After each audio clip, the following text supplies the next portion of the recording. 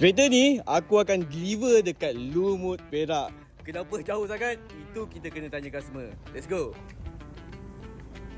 Kita dah selamat sampai and dah selamat deliver kepada brother kita ni. Bro, tahniah untuk kita baru. Dua soalan je nak tanya. Kenapa pilih saya sebagai sales advisor yang jauh juga daripada Shah Alam ke Perak ni, dekat area Lumut, Perak kan? Okey. Kenapa pilih saya, bro? Sebab saya selalu tengok konten abang dekat TikTok. Sebab satu lagi, servis abang memang terbaik. Layanan yang bagus, cepat dan memang memuaskan lah. Alhamdulillah. So proses ambil kereta apa semua? Proses senang. Sedang kan? Semua through online je Betul. Tak pernah berjumpa, ini first time kita berjumpa. Terus ambil kereta je. Alhamdulillah. Terima kasih, bro. So seikhlas hati lah. Boleh tak bagi rate dekat saya daripada 1 sampai 10? Seikhlas hati. Sejujurnya bang memang 10. Oi, tinggi juga tu. Terima kasih banyak-banyak.